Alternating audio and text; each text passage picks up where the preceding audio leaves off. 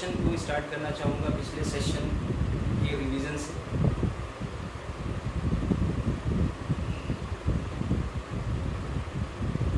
मैं थोड़ा सा आप लोगों को रिवाइज करना शुरुआत कराता हूँ। लास्ट टर्म पे हम लोगों ने डिस्कस किया था रॉल्स लॉ, जहाँ पर हम लोगों ने एक सॉल्यूशन डिस्कस किया था, एक ऐसा सॉल्यूशन जिसमें दो वॉलेटाइल लिक्विड होंगे, तो उन दोनों लिक्विड की वजह से एक्सर्ट होने वाला वेपर प्रेशर इंडिविजुअली हम लोग कैसे कैलकुलेट कर सकते हैं, और उसके बाद total vapour pressure exerted by both the liquid हम कैसे कैलकुलेट कर सकते हैं। तो ये सारी चीज़ें डिस्कस की थी। एक ऐसा भी सॉल्यूशन हम लोगों ने डिस्कस किया था लास्ट टर्म पे, जहाँ पर एक लिक्विड सॉल्वेंट है और उसमें एक नॉन वॉलेटाइल अगर सॉलिड अगर डिजॉल्व है, तो नॉन वॉलेटाइल सॉलिड के डिजॉल्व होने से जो लिक्विड का वेपर प्रेशर है वो कहीं ना कहीं उसके ओरिजिनल स्टेट से कम हो जाता है।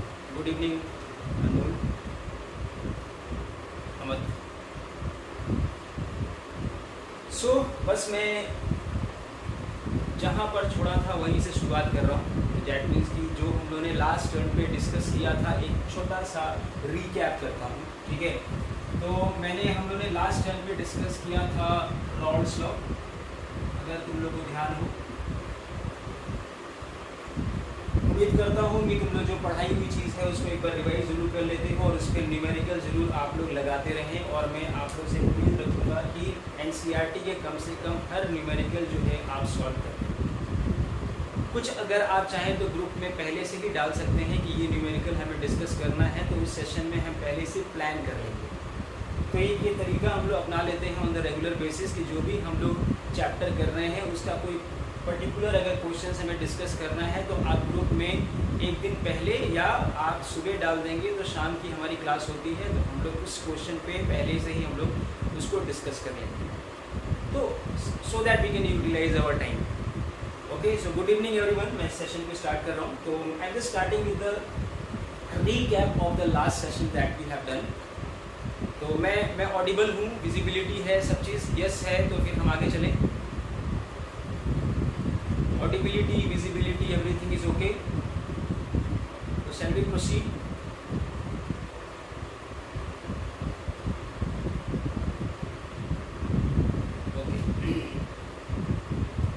तो हम बस रिवीजन शुरुआत कर रहे हैं रॉल्स लॉ से। अगर ध्यान हो, Rawls law was applicable for a solution containing two volatile liquid or a volatile liquid with a non-volatile solid। ये दोनों हम लोगों ने solution डिस्कस किया था, जहाँ पर अगर कोई कंपोनेंट A है और दूसरा कंपोनेंट अगर B है solution में, तो PA की जो वैल्यू है, दैट मीन्स की the vapour pressure, partial vapour pressure exerted by component A would be equal to what, P not A into XA। उसी तरीके से PB would be equal to P not B into XB, and P total, जो total vapour pressure exerted है, that would be equal to PA plus PB। ये Dalton's law से आया था। So this what exactly the Raoult's law for a solution containing two volatile liquid A and B। अगर तुम्हारा solution में केवल volatile liquid है और सॉल्यूट B जो है वो नॉन वॉलेटाइल है, तो उस केस में जो P टोटल आएगा वो PA के बराबर ही आएगा, और वो आएगा तुम्हारा P not A into XA। तो ये जो P टोटल है, it is a solution containing a volatile liquid and a non-volatile solid।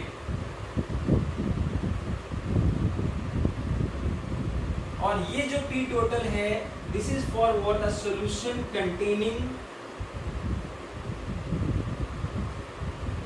volatile liquid A and volatile liquid B। तो यहाँ पर ये एक ऐसा सॉल्यूशन है जिसमें दोनों कंपोनेंट वोलेटाइल है, उसके लिए फॉर्मूला ये है, और ये सॉल्यूशन ऐसा है जिसमें कि वोलेटाइल केवल सॉल्वेंट है और आपका सॉल्यूट जो है नॉन वोलेटाइल है। तो ऐसे केस में पी टोटल जो है वो पी ए के बराबर ही होगा और वो होगा P not A into x A, और यहाँ पर जो पी टोटल होगा वो P A plus P B होगा, जहाँ पर पी ए क्या है, partial vapour pressure exerted by component A है, और पी बी क्या है, partial vapour pressure exerted by component B है। P naught A क्या है, this is the vapour pressure exerted by component A in the pure state, और P naught B है vapour pressure exerted by component B in the pure state. तो ये सारा कुछ हम लोगों ने डिस्कशन किया था। फिर हम लोगों ने हेनरीज लॉ भी डिस्कस किया था, अगर आप लोगों को याद हो तो हेनरीज लॉ था तुम्हारा partial pressure exerted by the gas is equal to KH into X। अगर हम वो हेनरीज लॉ और रॉल्ट लॉ को अगर कहीं ना कहीं थोड़ा सा कंपेयर करने की कोशिश करें तो आप देख सकते हैं कि हेनरीज लॉ के अकॉर्डिंग जो पार्शियल प्रेशर होता है वो KH इनटू X होता है, ये भी मोल फ्रैक्शन पे डिपेंडेंट है। और रॉल्ट्स लॉ भी कहता है P is equal to what, P not into X। तो अगर किसी कंपोनेंट का अगर हमें पार्शियल वेपर प्रेशर अगर कैलकुलेट करना है रॉल्ट्स लॉ से, तो वो फॉर्मूला होता है P into P not into x, वो मोल फ्रैक्शन है ऑफ दैट कंपोनेंट। और यहाँ से जो पार्शियल वेपर प्रेशर कैलकुलेट करना होता है वो होता है P is equal to KH into X. इन दोनों अगर हम इक्वेशन को कंपेयर करें तो कहीं ना कहीं कुछ सिमिलरिटी तो नजर आती है। ये क्वेश्चन आया भी था कि how can you just relate और what and on what condition the Raoult's law is what you can just relate with Henry's law। तो रॉल्ट्स लॉ और हेनरीज लॉ में अगर हमें कोई इस तरीके से वो फ्रेम करना है, जरा मैं चाहूँगा कि जो लोग मुझे ये क्लास अटेंड कर रहे हैं प्लीज़ एक बार हमें यस और नो में जवाब दे दें, एटलीस्ट कम से कम इससे एक अटेंडेंस हो जाएगी एंड आई शुड अंडरस्टैंड कि who all are attending the class on the regular basis. क्योंकि अभी सिर्फ मुझे एक बच्चे का यस और नो में जवाब आया है। तो those who are listening or those who are attending this class, please say in yes or no you are there. Okay? Divyanshu, Anubhav, Hemant. Okay. ठीक है, thank you.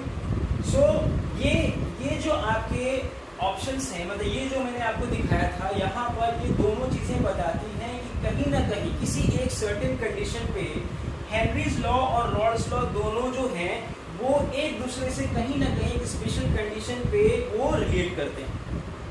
भाई हेनरीज लॉ से भी हम पार्शियल वेपर प्रेशर की बात कर रहे थे उस गैस का, बिकॉज गैस वाज वॉलेटाइल, और वो गैस का वेपर प्रेशर या पार्शियल वेपर प्रेशर जो है K, जहाँ पर हेनरीज लॉ कांस्टेंट है, इनटू मोल फ्रैक्शन। यहाँ पर P is equal to P not into x है, और पी नॉट क्या है, vapour pressure of this what component in the pure state. तो कह सकते हैं कि from here P not is equal to what, KH।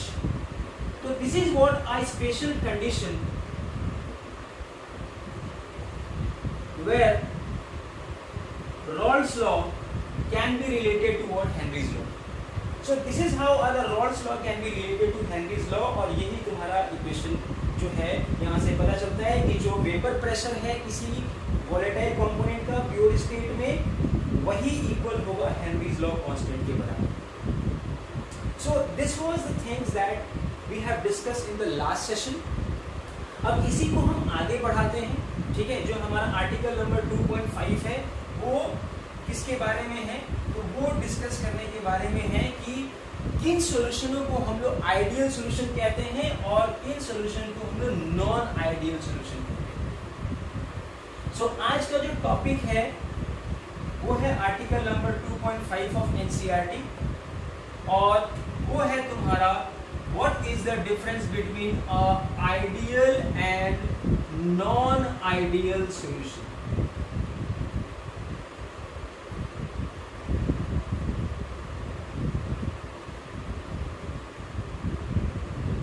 Ideal and non ideal solution, देखो क्या होता है भाई, और इसको हम लोग कैसे रिलेट करते हैं।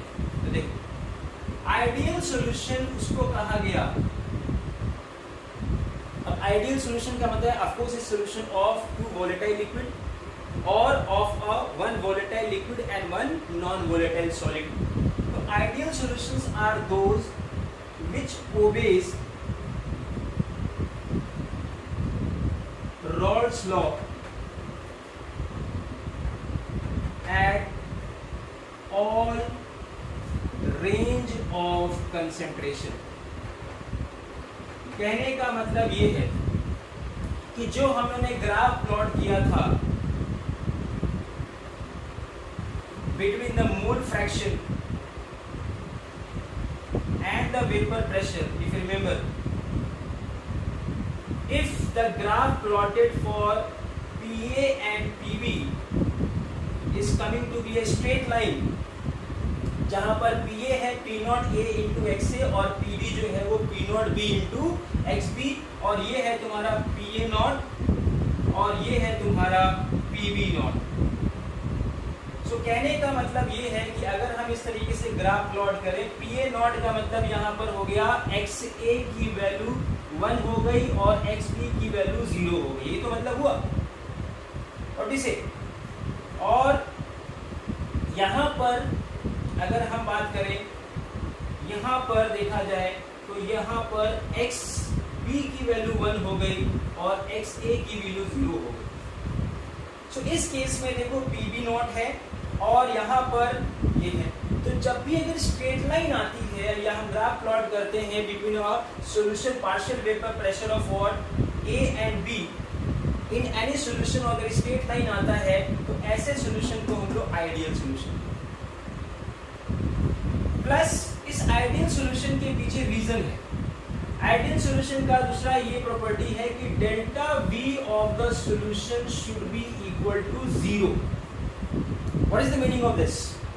Change in volume of the solution. इसका मतलब ये हुआ कि volume of solvent plus volume of solute should be equal to volume of solution. भाई तो नॉर्मल सी बात है. मतलब कि मान लो कंपोनेंट A और कंपोनेंट B का जो वॉल्यूम था, एक एग्जांपल ले लेते हैं. मान लो 500 ml ये यूज किया था और 500 ml ये यूज किया था, ठीक है. तो टोटल वॉल्यूम सॉल्यूशन का अगर 1000 ml आता है तो ऐसे सॉल्यूशन का अगर चेंज इन वॉल्यूम निकालो, मतलब total volume before formation of solution and volume of solution के बीच का अगर डिफरेंस निकालो तो क्या आएगा? 0 आएगा. तो कहने का मतलब ये है कि ये पॉसिबिलिटी तब हो सकती है, ध्यान दीजिएगा. ये तो आइडियल कंडीशन है. ये आइडियल कंडीशन है कि अगर हम 500 ml लिक्विड A लिए और 500 ml अगर हमने लिक्विड B लिया और दोनों को मिक्स किया और मिक्स करने के बाद अगर वॉल्यूम सॉल्यूशन का 1000 ml आ रहा है तो इससे ये प्रूफ हो जाएगा कि वो जो सॉल्यूशन जो तैयार हुआ है वो एक आइडियल सॉल्यूशन. लेकिन अगर वॉल्यूम ऑफ सॉल्यूशन जो है वो 1000 ml से थोड़ा सा या तो ज्यादा आ रहा है या थोड़ा सा कम आ रहा है तो वो फिर आइडियल की कैटेगरी में नहीं आता है. और तीसरी प्रॉपर्टी ये है कि delta H of solution should also be equal to 0. ये ध्यान रखना, ये आइडियल सॉल्यूशन की डेफिनेशन है. मैं फिर से रिपीट करता हूँ. आइडियल सॉल्यूशन उन सॉल्यूशन को कहा जाता है, उन सॉल्यूशनों को आइडियल ट्रीट किया जाता है या कंसिडर किया जाता है जो रॉल्स लॉ को फॉलो करें, ओबे करें, या उनका अगर ग्राफ प्लॉट किया जाए पार्शियल वेपर प्रेशर और मोल फ्रैक्शन के बीच में तो वो एक स्ट्रेट लाइन आए तो वो होता है आइडियल सॉल्यूशन. या फिर दूसरा तरीका है कि the change in the volume of the solution should be equal to 0, और we can say that the volume of component 1 plus volume of component 2 should be equal to what the volume of solution. So ऐसे case में भी हम लोग इसको ideal कहते हैं. Third है कि change in enthalpy. Change in enthalpy का क्या मतलब हुआ? दैट मीन्स कि यहाँ पर अगर इन दोनों का टोटल इंथैल्पी पहले मान लो था H1 था और ये इंथैल्पी H2 है तो H2 माइनस H1 क्या आए? 0 आए. मतलब होता क्या है देखो, इसका मतलब देखो क्या हुआ और इससे पूरी तुम्हारी कहानी क्लियर हो जाएगी. मान लो कंपोनेंट A था और ये कंपोनेंट B था, तो मिक्स होने से पहले फोर्स ऑफ अट्रैक्शन या जो मॉलिक्यूल्स अटैच थे वो A और A के थे और B और B के थे. अब इन दोनों को जब मिलाया गया तो अब A और A के बीच का बॉन्ड टूटा और बी के बीच का इंटरेक्शन टूटा, तो इससे क्या हो गई, एनर्जी एब्जॉर्ब हुई। तो energy is being absorbed when the interaction breaks. जब इंटरेक्शन टूटता है, जब शुरू का इंटरेक्शन टूटेगा तभी तो नया इंटरेक्शन बनेगा। सॉल्यूशन तभी तैयार होता है जब पुराने इंटरेक्शन टूटेंगे और नए इंटरेक्शन फॉर्म होंगे। जब नया कोई भी इंटरेक्शन फॉर्म होता है तो वहां पर एनर्जी रिलीज होती है। अब देखो, अब यहां पर एनर्जी जो है रिलीज होगी और इधर एनर्जी क्या हो रही थी, एब्जॉर्ब हो रही थी। The amount of energy released and the amount of energy अगर एब्जॉर्ब इक्वल होगा तब डेल्टा एच क्या होगा, 0 होगा। और ये पॉसिबल तभी है, ध्यान देना भाई, ये पॉसिबल तभी है जब इंटरमॉलिक्यूलर फोर्स ऑफ अट्रैक्शन पहले और इंटरमॉलिक्यूलर फोर्स ऑफ अट्रैक्शन बाद में, मतलब सॉल्यूशन बनने के बाद में, जब ये दोनों इक्वल होंगे तभी तो एनर्जी एब्जॉर्ब और रिलीज भी इक्वल होगा। इसके पीछे लॉजिक यही है कि आइडियल सॉल्यूशन वही दो कंपोनेंट बनाएंगे जिनके बीच का फोर्स ऑफ अट्रैक्शन बनने से पहले, सॉल्यूशन बनने से पहले भी वही था और सॉल्यूशन बनने के बाद भी वही रहे। जैसे example, non polar and non polar, अगर मान लो दोनों ही नॉन पोलर हैं लिक्विड, तो नॉन पोलर के बीच का जो इंटरेक्शन है वो सॉल्यूशन बनने से पहले भी वही था और जब वो सॉल्यूशन बन गया तब भी वही है। पोलर एंड पोलर, मान लो दोनों पहले भी उनका इंटरमॉलिक्यूलर फोर्स ऑफ अट्रैक्शन पहले भी उतना था और सॉल्यूशन बनने के बाद भी अगर इंटरमॉलिक्यूलर फोर्स ऑफ अट्रैक्शन उतना ही है तो नेचुरली जो एनर्जी रिलीज होगी वो भी उतनी ही होगी और जो एनर्जी एब्जॉर्ब हुई है वो भी उतनी ही होगी। इसीलिए जो वॉल्यूम उनका पहले था वही वॉल्यूम उनका बाद में है और इसीलिए जो सॉल्यूशन जो तैयार हो रहा है वो आइडियल सॉल्यूशन तैयार है। तो बहुत सारे ऐसे एग्जाम्पल हैं, जैसे मान लो बेंजीन एंड टॉल्यूइन। अब देखो एग्जाम्पल में बहुत सारे एग्जाम्पल हैं, benzene and toluene, N-hexane, n-heptane, bromobenzene and iodobenzene. ये कुछ एग्जाम्पल हैं उन लिक्विड सॉल्यूशन के जो कि आइडियल सॉल्यूशन फॉर्म करें। तो क्यों फॉर्म कर रहे हैं, देखो बेंजीन एंड टॉल्यूइन दोनों, देखो दोनों नॉन पोलर हैं। एन-हेक्सेन एंड एन-हेप्टेन दोनों नॉन पोलर हैं। ब्रोमोबेंजीन, आइडोबेंजीन में ब्रोमो और आइडो मतलब कि the difference between the electronegativity between carbon and bromine and carbon and iodine is almost equal. तो अगर हल्का सा पोलर है भी तो वो जितना पहले थे उतने ही बाद में भी हैं। यही रीजन है कि ऐसे ही और भी बहुत सारे एग्जांपल्स होंगे। ऐसे तुम्हारे जब दो लिक्विड मिक्स किए जाएंगे तो उनका जो सॉल्यूशन तैयार होगा उनमें ये प्रॉपर्टी नजर आएगी और इसीलिए फिर ऐसे सॉल्यूशनों को हम लोग आइडियल सॉल्यूशन की कैटेगरी में रखते हैं। तो उम्मीद है कि आप आइडियल सॉल्यूशन की डेफिनेशन या आइडियल सॉल्यूशन की मीनिंग को समझे होंगे। तो आइडियल सॉल्यूशन वो सॉल्यूशन है जहां पर ये सारी प्रॉपर्टी जो है वो फॉलो करेंगे, which obeys the word Raoult's law at all range of concentration. Delta V, that is change in volume of the solution, is equal to 0. That means the volume of the solution is equal to the volume of the solute plus volume of solvent. ठीक है, उसके बाद मैंने बताया था delta H of the solution is equal to 0. तो delta H of the solution means change in enthalpy is also equal to 0. So that means the amount of heat energy absorbed and amount of heat energy released during the formation of the solution are equal. So that is why delta H of the solution is equal to 0. और इन सब के पीछे reason क्या है?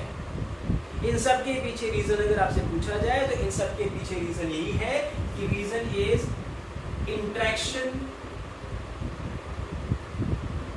Interaction between AA and BB is equal to A and B। ये है हमारा reason कि जो इंटरेक्शन AA और BB के बीच में था, AA मतलब कंपोनेंट A और कंपोनेंट A मतलब A और B जब वो मिक्स नहीं हुए थे तो AA था और बी भी था, और जब वो मिक्स हुए तो ए और बी के बीच में इंटरेक्शन हुआ, तो जो इंटरेक्शन पहले था वही इंटरेक्शन अगर बाद में है तो उसी के पीछे सारा रीजन है, और यही रीजन है कि वो आइडियल सॉल्यूशन फॉर्म होता है। तो आइडियल सॉल्यूशन बनने के पीछे लॉजिक और रीजन ये। I hope I am clear. Clear है आइडियल सॉल्यूशन। तब हम लोग नॉन आइडियल पे पहुंचे। वंस अगेन यस, परमिशन है आगे चले बच्चे, बताओ आइडियल सॉल्यूशन क्लियर हुआ? Please respond.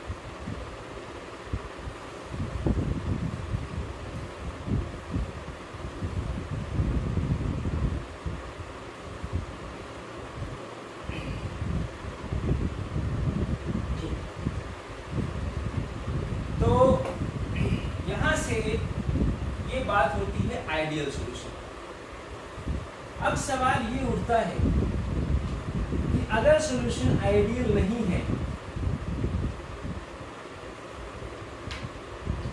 अब आता है नॉन आइडियल सॉल्यूशन।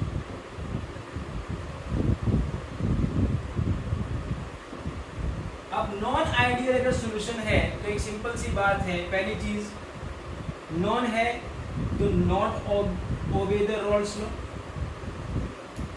ये आएगा पहली चीज, ठीक है। अब not obey the Raoult's law ये पहला आ गया। फिर उसके बाद आता है कि delta V is not equal to zero. इसका मतलब ये यहाँ पर दो कंडीशन आएगी, that means delta V should be either greater than equal to zero या delta V is what less than zero. दो कंडीशन आएगी। नॉट इक्वल टू जीरो का मतलब अब यही तो होगा, या तो ज्यादा होगा या कम होगा, मतलब कि delta B of the solution जो है वो ग्रेटर देन जीरो पॉजिटिव आएगा या फिर नेगेटिव आएगा, ये हम डिस्कस करेंगे भी हम लोग। और थर्ड कंडीशन ये होगी कि delta H of the solution is also not equal to zero.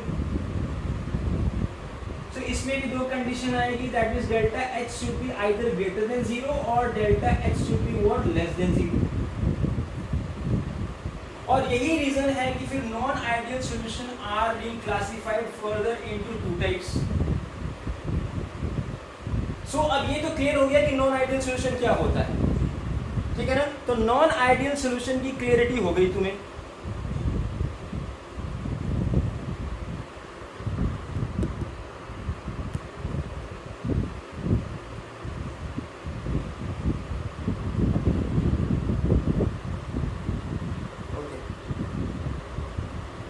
सो ये था तुम्हारा नॉन आइडियल सॉल्यूशन।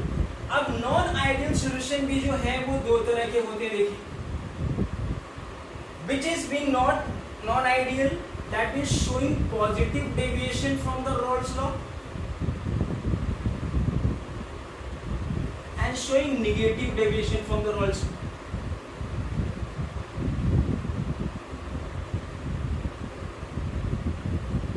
तो non ideal solution showing positive deviation. Positive deviation का मतलब ये होगा कि ऑफकोर्स रोल्स लॉ तो ओबे नहीं करेगा, कि नॉन आइडियल की तो ये जनरल प्रॉपर्टी होगी, they are not going to obey the Raoult's law. इसका मतलब कि अगर आप एक ग्राफ प्लॉट करते हैं पीए और इसके बीच में मोल फ्रैक्शन के बीच में, तो वो स्ट्रेट लाइन नहीं आएगा, या तो वो कर्व आएगा, और वो कर्व जो है देखिए ध्यान दीजिएगा, पॉजिटिव डेविएशन के लिए क्या आना चाहिए। तो पॉजिटिव डेविएशन के लिए अगर आप एक ग्राफ प्लॉट करते हैं इस तरीके से, देखो ये था तुम्हारा रोल्स लॉ को फॉलो करना, ठीक है ना। और अगर मान लो पॉजिटिव डेविएशन है तो अब ये जो आएगा कर्व आएगा, और ये कर्व इसके ऊपर आएगा, इसके पॉजिटिव डेविएशन का मतलब ये ऐसे आएगा और ये भी ऐसे आएगा। सो ये आ गया अब PA which is greater than now expected, जो कि P not A into x A है। तो ध्यान दीजिए यहाँ पे पॉजिटिव का मतलब यहाँ पर ये हुआ कि P A should be greater than P not A into x A. Similarly P B would be greater than what, P not B into x B. भाई इक्वल टू होता तो रोल्स लॉ होता, लेकिन ग्रेटर देन आने का मतलब कि vapour pressure जो है वो बढ़ जाना। अब समझो वेपर प्रेशर, पॉजिटिव का मतलब ग्रेटर, तो वेपर प्रेशर बढ़ जाना, दैट मीन्स अब दूसरी इसकी कंडीशन ये आएगी कि delta we of the solution now is greater then 0। मतलब ये हुआ कि जो मैंने तुमको एग्जांपल बताया था कि 500 ml प्लस 500 ml कितना आना चाहिए, 1000 ml, तो अब आ रहा है 500 प्लस 500 और अब आ रहा है मोर देन 1000। अब जो वॉल्यूम ऑफ सॉल्यूशन आ रहा है वो 1000 ml से ज्यादा आ रहा है। और क्यों आ रहा है, अब आपको क्लियर होना चाहिए कि ये अब क्यों हो रहा है। ये इसीलिए हो रहा है क्योंकि पहले जो इंटरमॉलिक्यूलर फोर्स ऑफ अट्रैक्शन था वो ज्यादा था और बाद में इंटरमॉलिक्यूलर फोर्स ऑफ अट्रैक्शन कम हो गया, दूरियां बढ़ गई। इस वजह से वॉल्यूम ऑफ सॉल्यूशन बढ़ गया और वॉल्यूम ऑफ सॉल्यूशन जब बढ़ गया तो इसीलिए वो आइडियल नहीं रहा, नॉन आइडियल प्रॉपर्टी शो करने लगा। उसकी लाइन अब स्ट्रेट नहीं आ रही है, रॉल्स लॉ को ओबे नहीं कर रही है। तो यही तुम्हारी नॉन आइडियल सॉल्यूशन की प्रॉपर्टी है और which is showing a positive deviation from the Raoult's law. This is what the meaning of a positive deviation from the Raoult's law. और तीसरी चीज क्या आएगी, delta H of the solution should also greater than 0। इसका क्या मतलब हुआ बताइए। अब सिंपल सी बात है, इसका मतलब यही तो हुआ कि हीट एनर्जी जो एब्जॉर्ब हुआ, heat energy absorb is greater then heat energy released.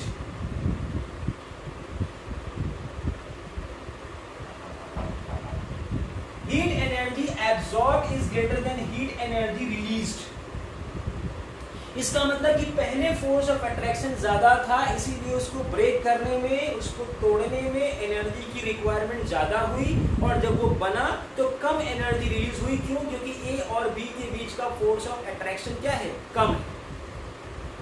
तो यही रीजन है कि delta H of the solution is greater then 0 और यही रीजन है कि देखो वेपर प्रेशर बढ़ गया। तो पहले वेपर प्रेशर इनका कम था, क्यों? क्योंकि इनके बीच का फोर्स ऑफ अट्रैक्शन ज्यादा था। तो इसके पीछे रीजन अगर आपसे पूछा जाए कि what are the non ideal solution showing positive deviation, तो the reason is simply what, the intermolecular A और ए के बीच का जो इंटरेक्शन था, the interaction between A and B was found to be greater than what, A and B. तो यही reason है। देखो मैं तुमको एग्जांपल बताऊं, जैसे मान लो इथेनॉल, अब इसका एग्जांपल है इथेनॉल एंड साइक्लोहेक्सेन।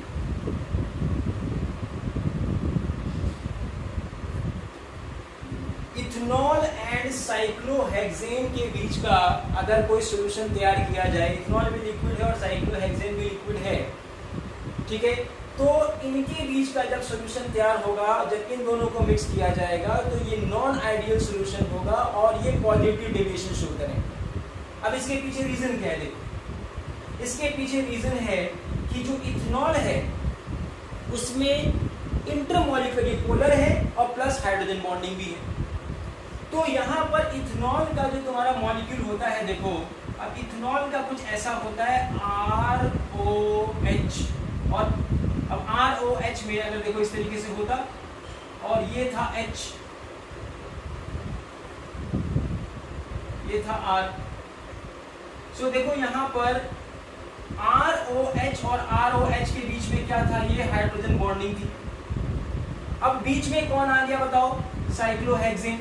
जब बीच में साइक्लोहेक्सेन आ जाएगा तो कहीं ना कहीं जो तुम्हारा फोर्स ऑफ अट्रैक्शन जो पहले था और अब जब सॉल्यूशन तैयार हुआ तो कहीं ना कहीं फोर्स ऑफ अट्रैक्शन पहले से क्या हुआ, कमी तो हुआ। अब जब फोर्स ऑफ अट्रैक्शन ए और बी के बीच का कम है और ए और ए के बीच का पहले ज्यादा था, तो नेचुरली इससे क्या होता है, उन दोनों के बीच की गैप बढ़ जाती है, फोर्स ऑफ अट्रैक्शन कम हो जाता है, सॉल्यूशन का वॉल्यूम जो है वो सॉल्यूट और सॉल्वेंट के वॉल्यूम से ज्यादा आता है, जो एनर्जी जो रिलीज होती है वो एनर्जी एब्जॉर्ब से क्या आती है, कम आती है। इसीलिए डेल्टा एच क्या है, पॉजिटिव है, ये एंडोथर्मिक चेंज है, समझ में आया। तो सॉल्यूशन जो है वो एंडोथर्मिक चेंज हुआ और इससे आप पता भी कर सकते हैं कि अगर एंडोथर्मिक है तो कहीं ना कहीं टेम्परेचर बढ़ाने पर इनकी सॉल्युबिलिटी बढ़ेगी भी। तो ऐसे सॉल्यूशन जो पॉजिटिव डेविएशन शो करते हैं, they form minimum boiling azeotropes. ये वाला जो टर्म है अभी मैं थोड़ा सा बाद में डिस्कस करूंगा, मिनिमम बॉइलिंग एजियोट्रॉप्स। ये एक टर्म अभी बताऊंगा। सो नॉन आइडियल सॉल्यूशन क्या हुआ, और non ideal solution showing positive deviation का ग्राफ अगर प्लॉट करेंगे तो ये ऐसा है, ऊपर ऐसा, it will comes to be a curve, and curve ऊपर जो ये रॉल्स लॉ की जो स्ट्रेट लाइन है, ठीक है, ये इसके ऊपर आएगा तो ये पॉजिटिव डेविएशन कहलाता है। तो किस तरह के लिक्विड को मिक्स किया जाए तो नॉन आइडियल सॉल्यूशन फॉर्म करेंगे, और पॉजिटिव डेविएशन क्यों करेंगे, उसके पीछे रीजन यही है। तो मैं फिर से रिपीट करता हूँ कि non ideal solution showing positive deviation का मतलब ये होता है कि delta V of the solution of such non-ideal solution should be greater than 0. That means the volume of the solution should always be more than the volume of solute and solvent. Delta H of the solution should be greater than 0. It means change in enthalpy is greater than 0. का मतलब ये हुआ कि heat energy absorbed is greater than heat energy released. और इन सब के पीछे reason यही था क्योंकि जो इंटरेक्शन बिटवीन AA और BB था that was found to be greater than A and B.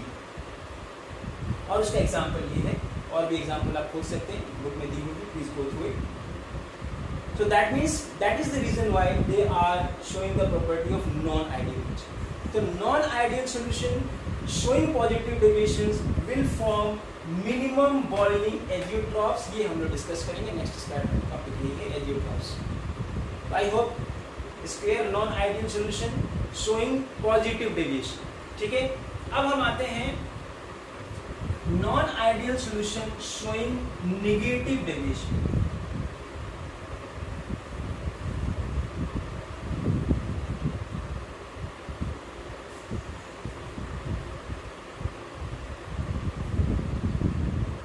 देखो, तो non ideal solution showing negative deviation from Rolle's law।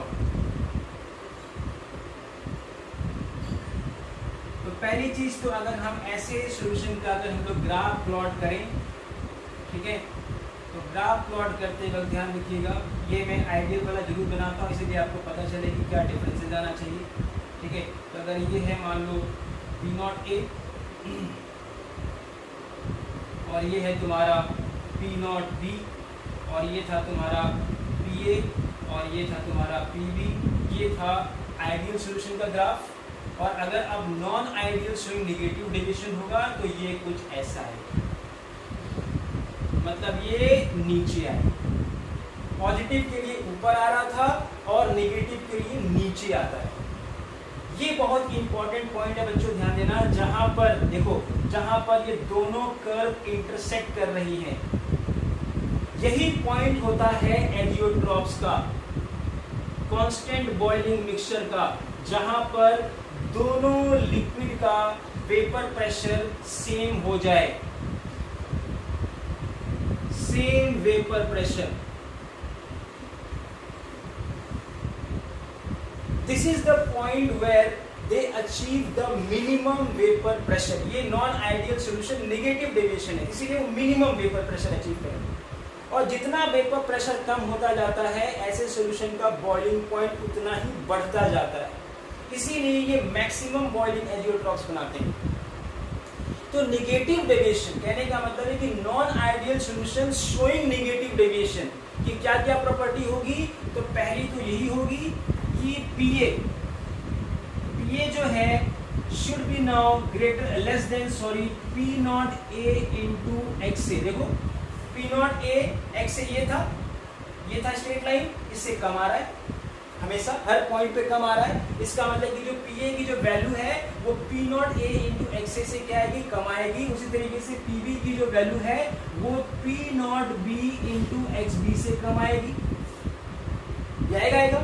और क्या आएगा नेक्स्ट आएगा तुम्हारा कि delta V of the solution should be less than 0। That means the volume of solution should be less than volume of what? Solvent and plus solute। And third is what? Delta H of the solution is what? Less than 0। That means heat energy released, अब ध्यान देना यहाँ पर, heat energy जो release होगी that would be greater then, थोड़ा सा ये मिला है, सो जो हीट एनर्जी जो रिलीज होगी वो हीट एनर्जी एब्जॉर्ब से क्या होगी, ज्यादा। यही रीजन है कि यहां पर ये एक्सोथर्मिक चेंज है। The energy released, that is the amount of energy release during this formation of solution is found to be greater than what the energy absorb. और ये क्यों होगा, व्हाई इट इज, ये क्यों है, दिमाग में तुम्हारे आ गया होगा, अगर आप लोग उसको ध्यान से सुने होंगे तो आपको समझ में आ गया होगा क्यों ऐसा होगा। तो इसके पीछे रीजन यही है, क्योंकि इसके पीछे रीजन ये है कि ए के बीच का जो इंटरेक्शन था और बी के बीच का जो इंटरेक्शन था वो कम था between the interaction between A and B. तो बाद में जो इंटरेक्शन है सॉल्यूट और सॉल्वेंट के बीच का वो ज्यादा है और पहले क्या था, कम था। इसका मतलब कि सॉल्यूट एंड सॉल्वेंट बाद में ज्यादा पास आए हैं और पहले दूर दूर थे। और यही रीजन है कि वॉल्यूम जो है वो सॉल्यूशन का कम हो गया सॉल्यूट और सॉल्वेंट दोनों का मिलाकर। तो ये सारी प्रॉपर्टी आपको समझ में आ गया। हो सकता है पहले हाइड्रोजन बॉन्डिंग नहीं थी, बाद में हाइड्रोजन बॉन्डिंग आ गई।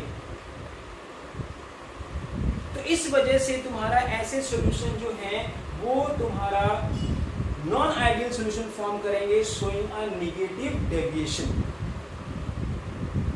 सो इसी को कहते हैं तुम्हारा non ideal solution showing negative deviation और positive deviation from the Raoult solution. And this is what the essential condition for forming a azeotrope. ये जो बार बार मैं जो टर्म यूज कर रहा हूँ एजियोट्रॉप, इसलिए ताकि अब नेक्स्ट जो टॉपिक है एजियोट्रॉप, इसको आपको समझने में आसानी हो। अफकोर्स ये टर्म आपने कहीं सुना होगा एजियोट्रॉप्स, या इसको लोग कांस्टेंट बॉइलिंग मिक्सचर भी कहते हैं। तो आइडियल और नॉन आइडियल सॉल्यूशन के बीच का डिफरेंस क्लियर हुआ। तो मैं एक बार फिर से रिपीट करता हूँ, आइडियल सॉल्यूशंस वो सॉल्यूशंस होते हैं जो रॉल्स लॉ को ओबे करें। मतलब कि अगर उनका ग्राफ प्लॉट किया जाए, द पार्शियल वेपर प्रेशर और मोल फ्रैक्शन के बीच में ग्राफ प्लॉट किया जाए, it will always coming to be a straight line. उसी को हम लोग आइडियल सॉल्यूशन कहते हैं। ये स्ट्रेट लाइन है, देखो पी टोटल भी स्ट्रेट लाइन ही आएगा आइडियल के केस में, लेकिन नॉन आइडियल के केस में ये तुम्हारा हमेशा नीचे आएगा या ऊपर आएगा।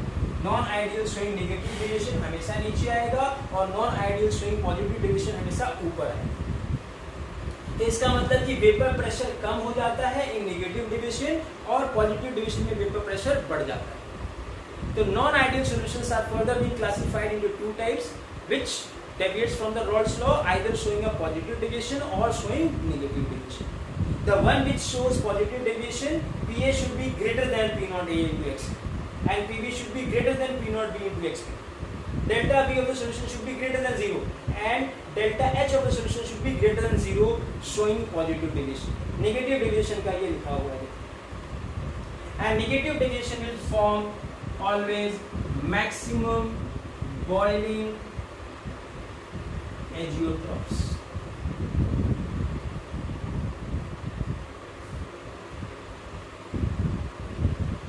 तो मैक्सिमम बॉइलिंग एजियोट्रॉप्स बनाते हैं तुम्हारा non ideal solution showing negative deviation. ठीक है, इसके कुछ examples, chloroform and benzene, CHCl3 and benzene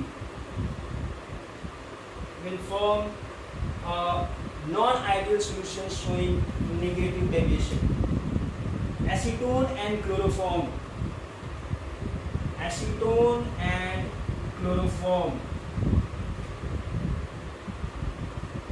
तो ऐसे दो लिक्विड का सॉल्यूशन जो है वो नॉन आइडियल होगा और शोइंग नेगेटिव डेविएशन। तो डिफरेंस क्लियर हुआ, अंडरस्टैंड। अब नेक्स्ट और जो लास्ट टॉपिक है जो 2.5 के अंडर आता है वो है एजियोट्रॉप्स।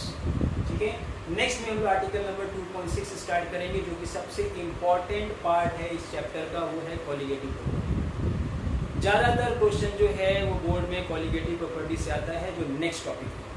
ठीक है, इसीलिए उस टॉपिक को जरूर ध्यान से आप लोग अटेंड करिएगा। सो बार बार जो मैं टर्म यूज कर रहा था एजियोट्रॉप्स, क्या होता है इसको अब आप समझिए।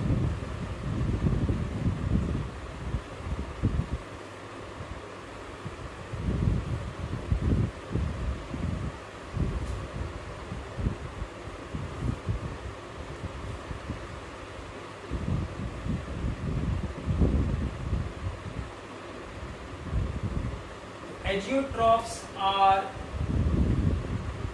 non-ideal solution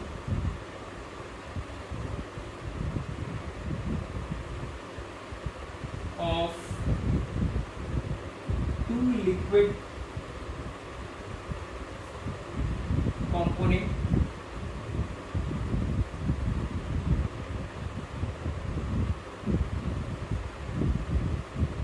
having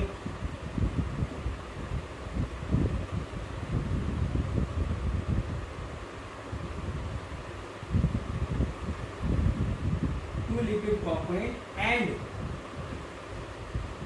at a certain composition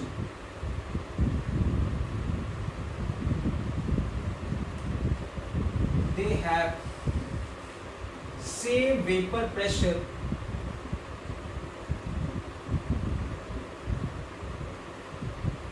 and boiling point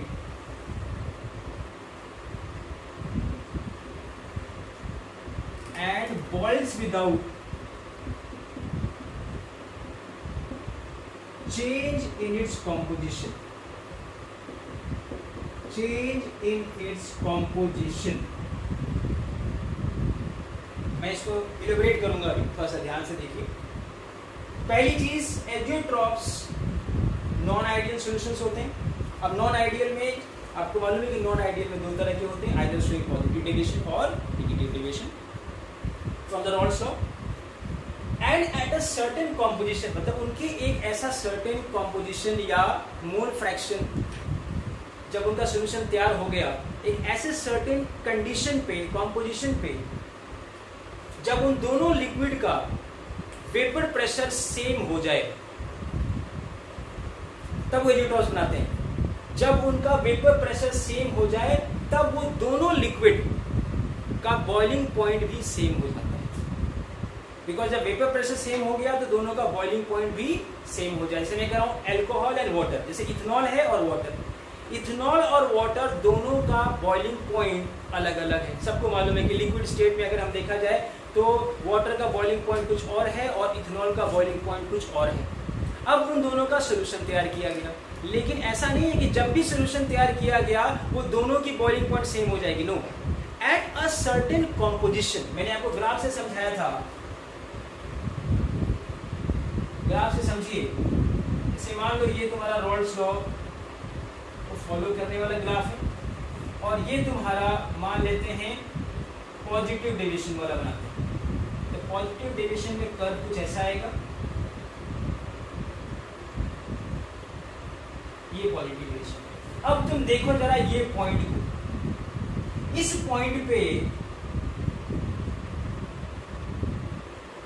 point पे अब ये जो तुम्हारा कर्व है, अब अगर देखा जाए तो ये मोल फ्रैक्शन हम यहां से निकाल सकते हैं दोनों का. अब यहां से मोल फ्रैक्शन ये हुआ तुम्हारा इधर से B का और ये हुआ तुम्हारा इधर से A का. This is what the mole fraction of A and this what the mole fraction of B. That means कि इस कॉम्पोजिशन पे ये है तुम्हारा XA और ये है तुम्हारा XB. तो XA और XB की वैल्यू जब ये होगी तब इनका वेपर प्रेशर इक्वल हुआ.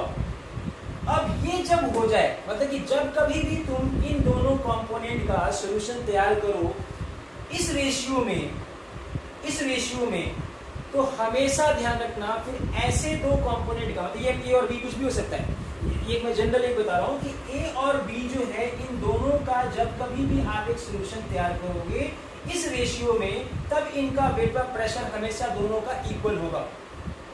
और इसीलिए जब दोनों का वेपर प्रेशर इक्वल होगा तो अब इनको बॉईल करोगे तो दोनों की बॉइलिंग पॉइंट सेम आएगी. अब वो या तो बॉइलिंग पॉइंट उनकी अपने इंडिविजुअल बॉइलिंग पॉइंट से ज्यादा आएगी या इंडिविजुअल बॉइलिंग पॉइंट से कम आएगी. ध्यान रखना. इसीलिए दो तरह के एजियोट्रॉप्स बनाते हैं, मिनिमम बॉइलिंग एजियोट्रॉप्स या maximum boiling azeotropes. So first of all, essential condition for forming an azeotrophs is what? They must be a non-ideal solution. Now coming to what the point here, are they going to form a azeotrophs at any composition? No. At a certain composition of that two liquid. इसीलिए मैंने कहा ना कि एक definite composition पे मैं example से समझाता हूं। देखो आई am just taking an example.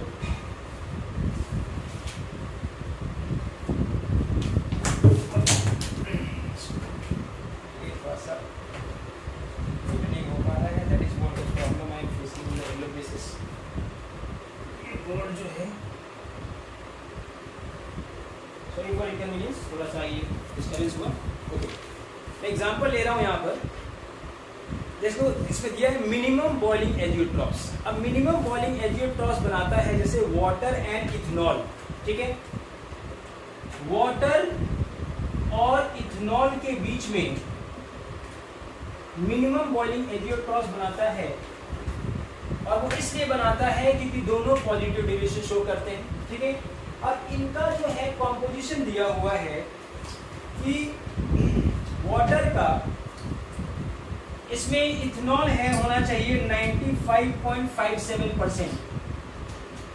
तो 95.57% अगर इथेनॉल हो और इसमें वाटर हो 4.43%, तो ये जब कॉम्पोजिशन हम अचीव करेंगे वाटर और इथेनॉल का, तो इस कॉम्पोजिशन पे they will form minimum boiling azeotropes. इसका मतलब कि जब कभी भी वाटर और इथेनॉल का सॉल्यूशन तैयार करेंगे इस रेशियो में बाय मास, मतलब कि एक सॉल्यूशन तैयार किया जिसमें 4.43% वाटर है और इथेनॉल 95.57% है, तो इन दोनों का बॉइलिंग पॉइंट एक हो गया, और इन दोनों का बॉइलिंग पॉइंट पता है क्या हो गया, 351.1 केल्विन। इन दोनों का बॉइलिंग पॉइंट निकल कर आ रहा है 351.1 केल्विन, जो कि वाटर के बॉइलिंग पॉइंट से भी कम है। वाटर का बॉइलिंग पॉइंट 373 केल्विन होता है और इथेनॉल का बॉइलिंग पॉइंट 351.3 केल्विन होता है। सो देखो यहां से ये क्लियर होता है कि अगर वाटर और इथेनॉल का इस रेशियो में अगर एक सॉल्यूशन तैयार होगा, या फिर कह सकते हैं कि अगर हम बॉइल करते करते ये रेशियो अचीव हो जाए, ऐसा भी होता है कि after a certain concentration further अगर आप बॉइल करोगे तो उनका कंसेंट्रेशन में चेंज नहीं होगा। ये क्वेश्चन आता है, इस question has come several times in the board कि why the composition of a certain solution does not changes even after boiling. तो उसके पीछे कीवर्ड ये है, due to the formation of azeotropes, due to the formation of a constant boiling mixture. ऐसे को azeotropes को constant boiling mixture भी कहा जाता है। कांस्टेंट बॉइलिंग मिक्सचर का मतलब यही होता है कि वो बॉइल तो करते रहते हैं लेकिन उन मिक्सचर की कॉम्पोजिशन जो है वो कांस्टेंट बनी रहती है। मतलब कि अगर तुम इसको बॉइल करते भी रहोगे तो इनका वॉल्यूम तो कम होता रहेगा, लेकिन जो इनका कॉम्पोजिशन है वो यही बना रहेगा। 4.43% वाटर ही रहेगा और उसमें 95.57% तुम्हारा इथेनॉल ही रहेगा। तो ये हमेशा बना रहेगा, ये चेंज नहीं होगा, इसीलिए इनको कांस्टेंट बॉइलिंग मिक्सचर या फिर एजियोट्रॉप्स या फिर एजियोट्रॉपिक मिक्सचर भी कहा जाता है। तो azeotropes are of two types now on the basis of this. So egiotropes are of two types. One is minimum boiling egiotropes and one is maximum boiling egiotropes. So minimum boiling egiotropes are formed by non-ideal solutions showing positive deviation from the Raoult's law. Positive deviation. Boiling point of such solution is always, देखो minimum है, always less than boiling point of individual component. इसका क्या मतलब हुआ? इसका मतलब यही हुआ कि जो सॉल्यूशन की बॉइलिंग पॉइंट है, देखो मैंने अभी एग्जांपल बताया तुम्हें, ये सॉल्यूशन की जो बॉइलिंग पॉइंट हुई वो दोनों के इंडिविजुअल कंपोनेंट के बॉइलिंग पॉइंट से कम आई। देखो वाटर और इथेनॉल, ये है मिनिमम बॉइलिंग एजियोट्रॉप्स और ये पॉजिटिव डेविएशन शो करते हैं। तो मिनिमम बॉइलिंग एजियोट्रॉप्स कि जो बॉइलिंग पॉइंट होगी, उस सॉल्यूशन की बॉइलिंग पॉइंट होगी, वो दोनों इंडिविजुअल कंपोनेंट के बॉइलिंग पॉइंट से कम होगी हमेशा। तो वाटर का बॉइलिंग पॉइंट 373 केल्विन है और इथेनॉल का बॉइलिंग पॉइंट 351.3 केल्विन है, लेकिन सॉल्यूशन का बॉइलिंग पॉइंट क्या है, 351.1। So that is the reason why the further, कहते हैं ना, वाटर और इथेनॉल को एक सर्टेन कंसंट्रेशन के बाद उसको सेपरेट क्यों नहीं कर सकते by fractional distillation. By fractional distillation एक मेथड होता है to separate two liquids having difference in their boiling point. अब जब दोनों का बॉइलिंग पॉइंट सेम हो गया, तो अगर आप बॉईल करोगे तो दोनों के वेपर्स बन रहे होंगे, लेकिन उसी रेशियो में बन रहे होंगे जिस रेशियो में वो पहले से प्रेजेंट है। अब याद रखना, मैंने तुमको बताया था XA and XB, XA and XB are the mole fraction in the solution state and YA and YB are the mole fraction in the vapor state. अब ये कंडीशन ये है जब XA इक्वल्स टू YA हो जाए और XB is equal to YB हो जाए। ये देखो, तो जो उनका रेशियो, जो तो एजियोट्रॉप जब बन जाता है तो ये सिचुएशन अराइज हो जाती है कि on further boiling the mole fraction in the vapour phase and the solution phase remain same, it is not going to change. So this is what the condition at which the two liquids, when they are mixed together, will boils without change in its composition. Such solution of the two liquids are said to be agiotrophs. Now agiotrophs is a minimum boiling agiotrophs or maximum boiling agiotrophs that will depend upon it is a non-ideal solution showing positive deviation or negative deviation from the Raoult's law. So if it is showing a positive deviation from the Raoult's law, it will always form a minimum boiling agiotrophs. And in that what will happen? The boiling point of the solution would be less than the boiling point of an individual component. Similarly, maximum boiling agiotrophs क्या होगा? तो maximum boiling agiotrophs का मतलब ये हुआ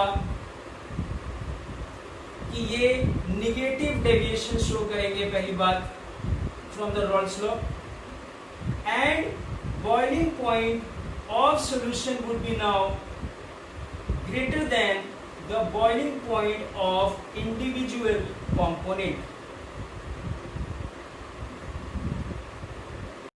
इसका भी चाहो तो एग्जांपल मैं दे सकता हूँ, थोड़ा सा इस बोर्ड को फिर से ध्यान से।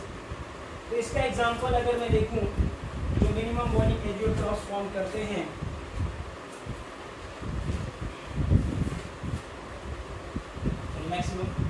मैक्सिमम बॉइलिंग एजियोट्रॉफ्स फॉर्म करते हैं, उसका है वाटर एंड हाइड्रोक्लोरिक एसिड। तो वाटर और HCl का मैक्सिमम बॉइलिंग एजियोट्रॉफ्स बनता है जब उसमें HCl हो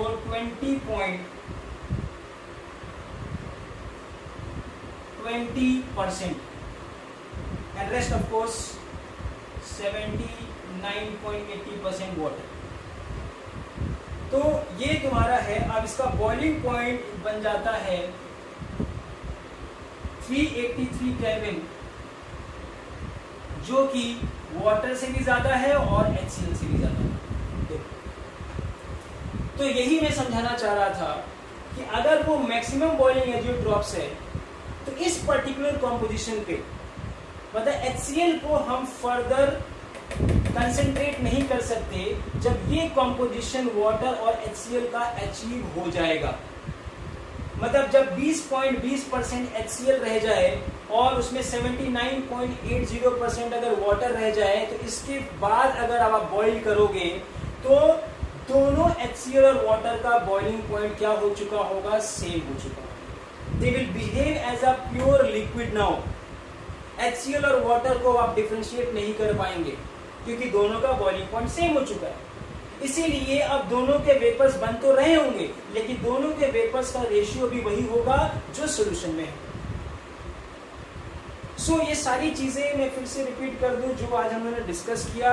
ये तुम्हारा maximum boiling azeotropes, minimum boiling azeotropes, non ideal solution and ideal solution. तो यही मेरा टारगेट था आज के सेशन के लिए, ठीक है। तो मैं उम्मीद करता हूँ कि तुम लोगों को सब चीजें क्लियर हुई होंगी।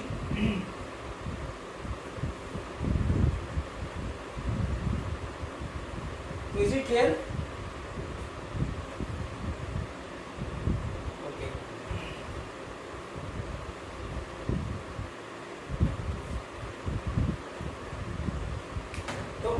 का जो डिस्कशन था यही कि the difference between what are ideal and non ideal solution. Ideal solution फिर से मैं एक बार रिपीट कर दूं लास्ट। तो ideal solutions are the solutions which follows the और obeys the Raoult's law at all कंसेंट्रेशंस।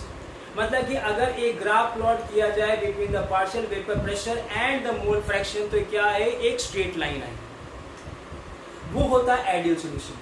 या फिर कह सकते हैं कि delta V of the solution should be equal to 0, that is change in the volume of the solution is equal to 0। का मतलब ये हुआ कि volume of solution before and after are coming to be equal. Delta H of the solution is also equal to 0। इसका मतलब ये हुआ कि the amount of energy absorbed and the amount of energy released while preparation of the solution is equal. तभी दोनों का difference क्या आ रहा है, 0 आ रहा है। नॉन आइडियल सॉल्यूशंस के पीछे रीजन ये, सॉरी आइडियल सॉल्यूशन के पीछे रीजन यही होता है कि जो इंट्रैक्शन होता है, जो फोर्स ऑफ अट्रैक्शन होता है तुम्हारा सॉल्यूट सॉल्यूट का और सॉल्वेंट सॉल्वेंट का बिफोर एंड आफ्टर, वो क्या रहे, सेम रहे। तो interaction between AA and BB before was found to be equal to AB after the formation of solution. तो such solutions are said to be ideal solution. फिर आता है नॉन आइडियल। तो नॉन आइडियल में दो category होते हैं, one showing the positive deviation from the Raoult's law and the other showing a negative deviation from the Raoult's law. तो positive deviations जहां पर डेल्टा V की वैल्यू ग्रेटर देन 0 हो, डेल्टा H की वैल्यू ग्रेटर देन 0 हो, या फिर कह सकते हैं कि जो A और B के बीच का जो इंटरेक्शन है वो तुम्हारा कम हो जाता है as compare to AA and BB। Negative deviation का मतलब ये हुआ कि delta H should be less than 0 और delta V should be less than 0, और इसका मतलब यही होता है, ये तभी पॉसिबल है जब A और B के बीच का फोर्स ऑफ अट्रैक्शन जो है वो बाद में क्या हो, बढ़ जाए, और पहले क्या था, कम था। तो इसीलिए वॉल्यूम कम हो गया और डेल्टा H की वैल्यू क्या आ रही है, लेस देन 0, मतलब कि वो एक्सोथर्मिक है, एनर्जी रिलीज ज्यादा हुई और एनर्जी एब्जॉर्ब कम हुई। Now coming to azeotropes. तो azeotropes are the liquid mixtures at a certain composition, they are the liquid mixture showing a non ideal characteristics, मतलब कि नॉन आइडियल सॉल्यूशन है, शोइंग आइदर पॉजिटिव और negative deviation from the Raoult's law. ठीक है, अब negative या positive deviation show करेंगे तो इसीलिए या तो उनका वेपर प्रेशर जो है वो कैलकुलेटेड से बढ़ जाएगा या वो कम हो जाएगा। और यही रीजन है कि एक सर्टेन कंसेंट्रेशन पे उन सबका जो है बॉइलिंग पॉइंट या तो दोनों कंपोनेंट के बॉइलिंग पॉइंट से ज्यादा आएगा या कम आएगा, और वो दोनों लिक्विड जो है एक लिक्विड की तरह बिहेव करने लगते हैं and their boiling point becomes same. So ऐसे मिक्सचर को हम लोग एजियोट्रॉप्स या कांस्टेंट बॉइलिंग मिक्सचर कहते हैं। तो आज मैं ये सेशन यहीं पर एंड करता हूँ और I just request you to go through this. ठीक है, हाँ, मैंने जैसे कहा था कि अगर कोई क्वेश्चन आप लोग को NCERT का पहले से ही अगर आप लोगों को डिस्कशन करना है तो आप ग्रुप पे प्लीज़ डाल दीजिएगा कि ये क्वेश्चन सर हमें डिस्कस करना है, तो उस सेशन में पहले से प्लान करके रखो ताकि उस क्वेश्चन को हम लोग पहले शुरुआत में डिस्कस कर लें और उसके बाद फिर हम लोग आगे बढ़ें। तो अगला जो है, मैंने कहा कि सेशन बहुत इंपॉर्टेंट है, colligative property, that is what 2.6, article number 2.6। सो इस पर आप लोग ज़्यादा ध्यान दीजिएगा। ठीक है, और बाकी जो पढ़ाई हुई चीज़ें हैं वो फिर से एक बार रिवाइज जरूर करें। Okay, thank you all, thank you very much.